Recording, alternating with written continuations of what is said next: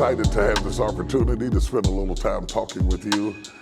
Really, my particular session, I want to really tie into something that I think is very, very important as it relates to success, and particularly as it relates to leadership, that I think is going to be beneficial to you. The funny thing about it is, because I want to talk to you about change. And the one thing that you can count on is there will always be change. And if you don't plan on the change as a leader, that will determine how successful you are. Whether it is good change or bad change, there will always be change. And generally there will be both. Throughout longevity, most people never have a straight ride up a hill, even though their bio says it does. How many of you know that the bio is a lie? It doesn't have everything in it. The resume only has the good things in it. It tells you about the peaks, it doesn't tell you about the valleys. The accomplishments doesn't tell you about the failures. But you learn as much from your failures as you do from your successes. I think one of the most difficult things that can happen to people in leadership is to step into leadership that you didn't grow and that you didn't groom because you don't know where the issues are. There's something about being on the trajectory yourself and taking the roller coaster ride and riding the wave that makes a big difference as it relates to leadership. When you think about it this way. We often, when we select leaders or we want to evaluate people or we want to choose staff, we quickly want to know about their IQ, where they went to school, what their background is, because we're trying to find out in a nice way, are you smart? Okay? And we don't want to just walk in the door and sit down and say, are you smart? So we start asking you all of these trick questions. You know, how many people did you supervise? How long have you done it? The bottom line, we're trying to find out, you know, am I hiring a ninny? We just don't want to be that crass, but that's actually what we want to know. We want to know about your IQ, your intellectual ability, the quotient of intellectualism that you have through which to handle and manage situations based on your IQ. The second thing that we really need to be asking, and we really don't know this until we get into it, is your EQ. And I'm not talking about something you do on your music. I'm talking about your emotional quotient, your range of emotion and how you handle stress and pressure. Because many, many times you can have people on your team and on your side who have the intellectual ability to do what you're trying to get them to do, but they do not have the emotional wherewithal, and you don't know it till you get on the ride. It's like me. I mean, I look like a man's man. You know, I think I look like a fairly strong, macho guy, and I am, until you put me on a ride on Six Flags. I mean, I turned into a little 5-year-old girl in the ride. I do not go on those rides for anything at any time because I don't want anybody to see me act like that. I start clinging on to whoever I'm with. It's a bad thing when you go on a ride with a girl and you're clinging on to her, talking about, I'm not good on the ride. I'm good going up. It's the going down that drives me crazy. What you want to know is, can you handle the down ride? Do you turn into somebody else when things start getting crazy? Do you have the emotional maturity, the EQ, emotional quotient, to go through the highs and the lows of what it takes to be successful? Because if you're going to be successful, you learn from the lows how to ride on the highs. So if you can't take the dip, you can't take the climb. You have to have the emotional wherewithal to go on the journey and to be comfortable and to remain cool in a crisis. Not lose your head, not freak out, even though you want to. You can do it on the inside. You can be like a screaming 6-year-old girl on the inside, but on the outside, you have to maintain your cool. Because there is nothing as frightening as a frightened leader. It's scary. I don't know anything about flying a plane, but this is how I evaluate the trouble on the plane. I've gotten used to the turbulence. I've flown all over the world. I've been in everything that would go up in the air. I rode on it. And I don't get nervous until the people up front get nervous. When they come out of the captain's booth like, immediately, I don't even have to get a report. I don't have to know what's wrong. I just panic. If they're kind of cool, you know, and say, there's going to be a little bit of turbulence, fasten your seatbelt. I say, oh, it's cool. If you have somebody conveying a message with panic and fear and terror, you don't even have to know the details. You just start freaking. That's what happens when you hire somebody who has the IQ but doesn't have the EQ to handle the ride, who freaks under pressure, who starts screaming at the staff, who starts yelling at the employees, and they just fall apart under pressure. So you want to make sure they have good IQ, you want to make sure they have good EQ, but here's the thing that is most important, and there is no test for it. They're AQ, and we never talk about AQ. You've heard people talk about IQ, you hear people talk about EQ, you don't hear people talk about AQ. AQ is your adaptability quotient. Are you adaptable? How do you respond to change? My class is supposed to deal with the ability to lead people, whether through change, unprecedented growth, or unexpected setbacks. It is the single most important thing that you have to have in order to be an effective leader today. When you hire somebody, or you move into a position, or you open up a company, or you start a business, it's a lot like getting married. It comes with this big warning, and in my other job, that's what I do. Dearly beloved,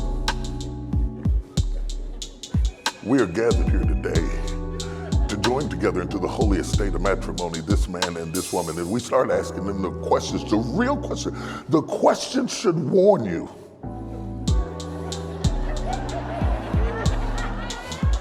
I know she looks beautiful today and everything is wonderful and he's smelling good. He just came from the barbershop and he smells like liniment or something and everything's just great today. But do you take this woman to be your lawfully wedded wife, to have and to hold? And then we start getting the have and hold is good. Then it starts getting into the crazy stuff. For richer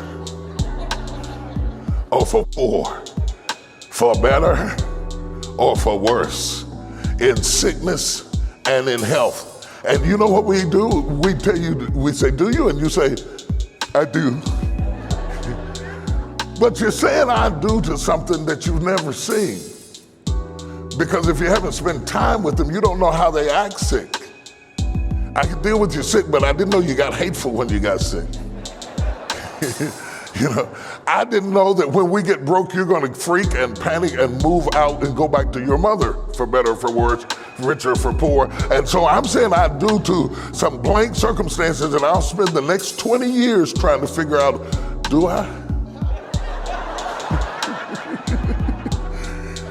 And that's a lot like going into business, and that's a lot like being successful, and that's a lot like hiring people. You kind of get some kind of flow, and we say, do you? And they say, I do, and then you hire them, and then you think, do you? Do you really? Can you really handle where we are right now? It's exploding into growth. I don't know which is the most challenging. I've been both. I've been a base and a bound. I've almost been homeless. I know what it is to stay in penthouse suites and eat caviar, which is nasty. And I guess because I was raised on poor folks' food, I never developed appetite for rich people's food, but it was nasty to me. So I've been abased and abound. I've lived on both sides of the track. And let me tell you, I'm not sure which is the most challenging, the ride up or the ride down. Because success can be just as daunting as failure is. It can throw you off kilter. If you can't adapt quickly enough to it, you will lose it. You can have more opportunities than you have infrastructure. A blessing isn't a blessing if you can't handle it. So do you have the adaptability in your plan for what you're getting ready to do next? Do you have the ability to adapt to better, worse, richer, poor, sickness, health? I'm getting ready to come over here. I'm getting dressed up upstairs in my closet, getting dressed, you know, and they had this, one of those infomercials came on this morning, and they were talking about these new belts. And they said the belts are designed that you have 36 options instead of a hole every inch. And it said, so if you eat too much, you gain weight, you lose weight, the belt just adapts. And I start laughing because if I could have got it right then, I would have brought it with me.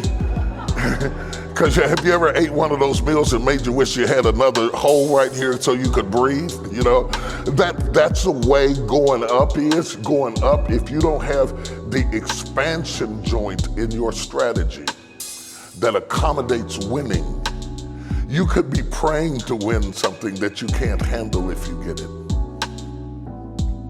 If you hire people for where you are, you wasted money if they can't go where you're going. Are you following what I'm saying? So you have to have that adaptability to be able to transition from one state into the next. And when the thing gets rough and it gets tough, what you need as a leader and as a thinker is not just the success to get there, but the success to stay there, sustainability. Most people in a session like this lack sustainability. They're like dogs chasing cars. How many of you have ever seen a dog chase a car? Dog chases, the car goes by, jumps over the fence and goes after the car. He's flying down the road. The car is going, the dog is going, the dog is just going like this. And maybe the dog gets lucky and catches the car in a red light or something like that, but there's one thing that the dog never considered.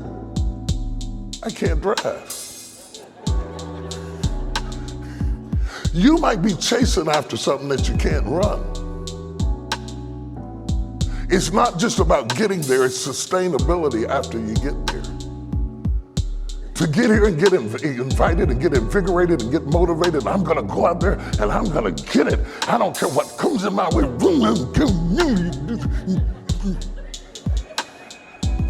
Yeah. See, you do that, make faces in the mirror, get yourself ready, go get it, get it. Get it, get it.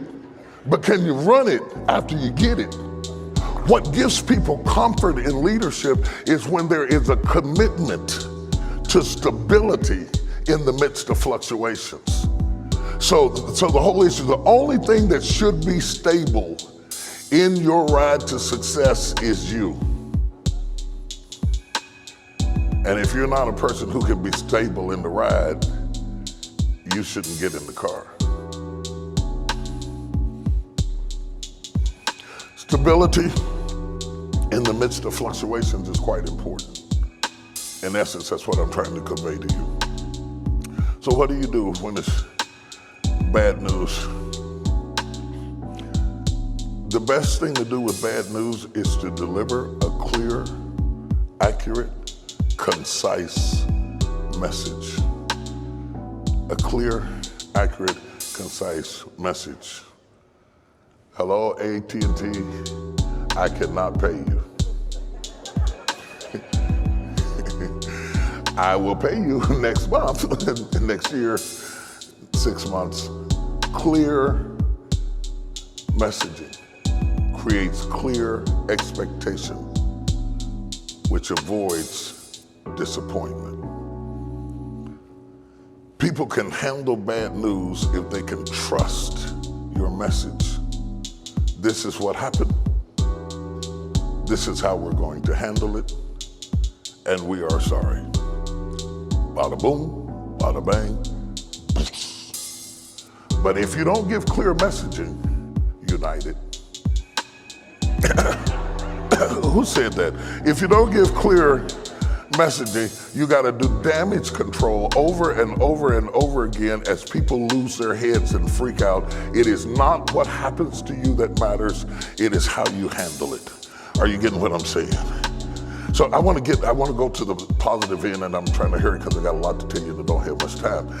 I want to tell you about success strain. Success strain. Success creates strain.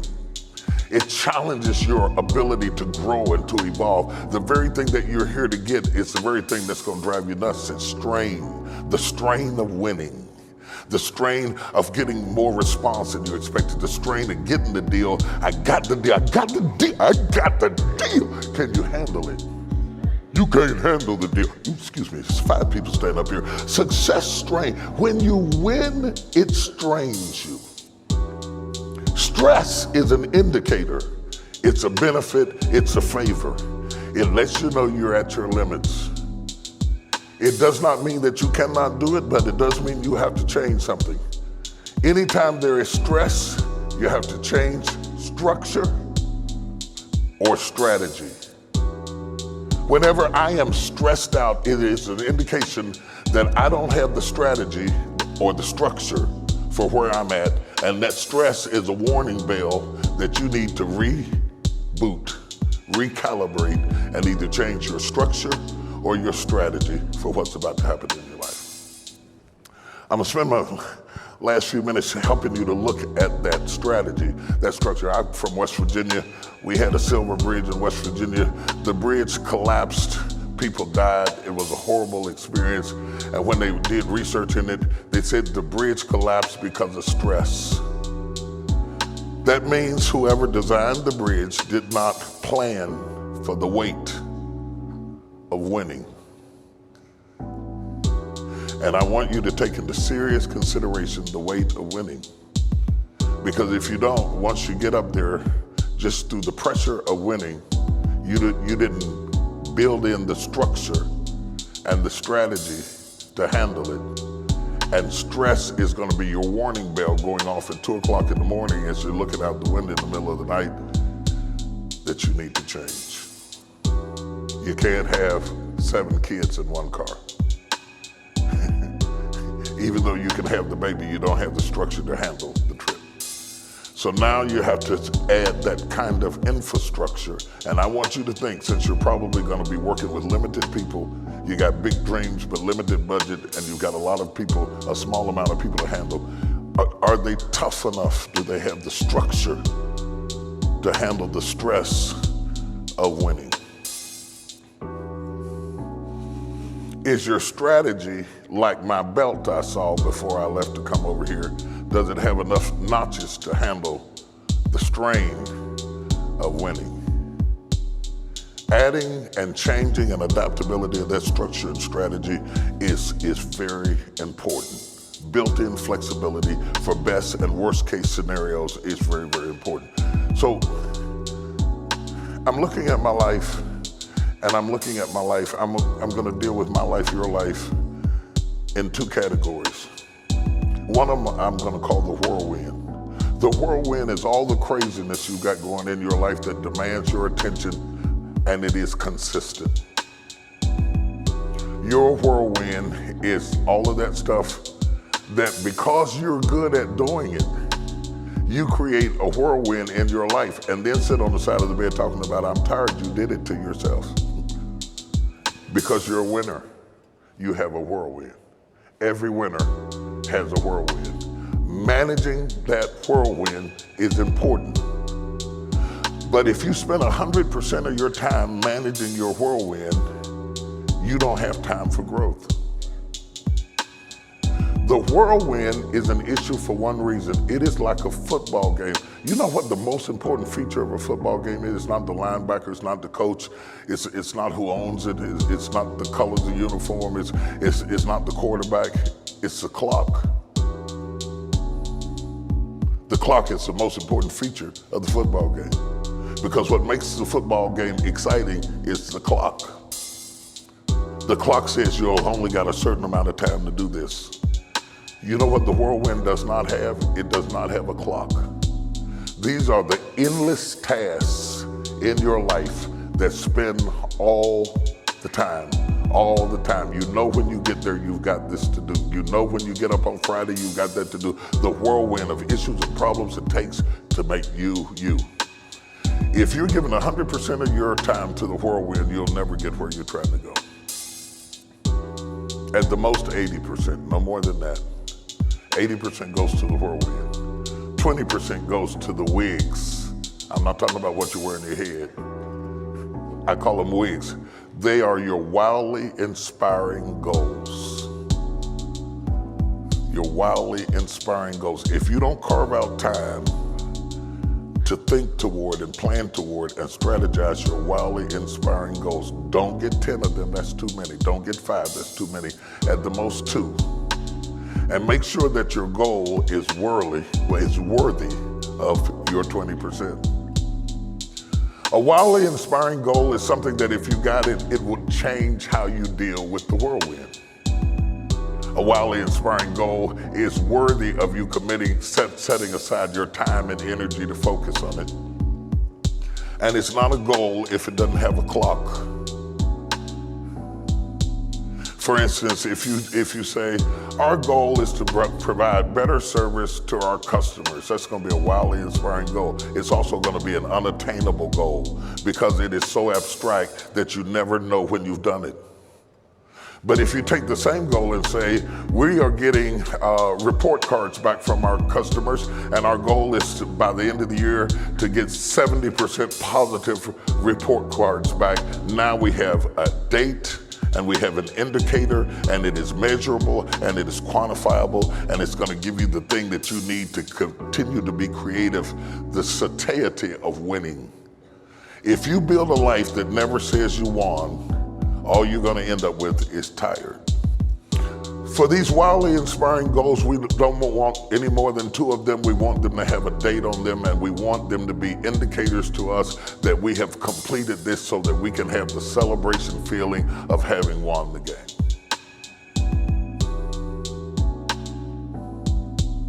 When you begin to develop these things, the people up under you need to have them too. Here's the challenge. Make sure their wigs tie into yours. Because if they have a wildly inspiring goal that doesn't tie into your wildly inspiring goals, then you have division, and division leads to destruction. I'm going to close with this little story. I was in South Africa, and I took my son on a safari. Well, no, I didn't. I really went over to speak for an event like this, and one of the fringe benefits of speaking over there for a bunch of billionaires was they let me stay in J. Paul Getty's house out in the middle of South Africa, and I took my son on a safari, though neither one of us really knew what a safari was. We had seen it on TV, so it looked good. I bought me this outfit, you know, that I thought you would wear on a safari, and made sure it fit good. I took the pictures. It's good. It's really nice. Took my son. My wife wouldn't go. She stayed in the house and prayed for us. We get out there, and I'm out there with the zoologist, and the zoologist is sitting right beside me, you know, and he's telling me all of the deep things about the lions and the eagles, and we're seeing the gazelles running, we're seeing the zebras going, we're seeing everything moving. It's amazing. And he's just telling me all kind of information. I noticed on the front of the Jeep, sitting in a chair that had been bolted down to the Jeep, was a Zulu. And the Zulu had a rifle, and he was quiet. He didn't say anything the whole time. They kept telling me that the elephants were somewhere around. We couldn't find them. There were footprints of them, and the zoologist was telling me about the footprint. It's a female. It's a female. I say it's about 5 years old or so. It's about 5 years old or so, and it looks like it's a female, maybe mating season. I said, how can you tell about footprint? He told me all this amazing stuff, all kinds of information, but he couldn't find the elephant. It's getting dark, and Dexter's making me look bad, because I told Dexter, my son, we were going to see the elephants. And he said, Daddy, we still don't see the elephants. I looked at the guy and said, we still don't see the elephant. And he's explaining it, and he's describing it, but he can't find it. He is intelligent, but he can't find it. Finally, the Zulu, who said nothing the whole time, stood up and said, the elephant is over there. It is over there. All of a sudden, my head exploded, because I had everything that you need to win. I was inspired to take the trip. And then I had the intelligence of the zoologist to explain the trip I was on. And then the Zulu gave me the instinct to know what intelligence could explain but couldn't find. Inspiration could inspire it, but it couldn't find it. Intelligence can describe it, but it cannot find it. Ultimately, it is always instinct that tests the wind and says, the elephant is over there. If you take intelligence, inspiration, and instinct into every strategy you will ever go after, no matter the obstacle, the test, the storm, the trial, the tribulation, no matter how many people are against you, or the haters who said you can't do it, you can't become it, you can't have it, no matter what your ex-husband said about you, if you take these 3 soldiers with you, intellect, instinct, and inspiration, you will always achieve your dream. Touch your neighbor and say, you are close.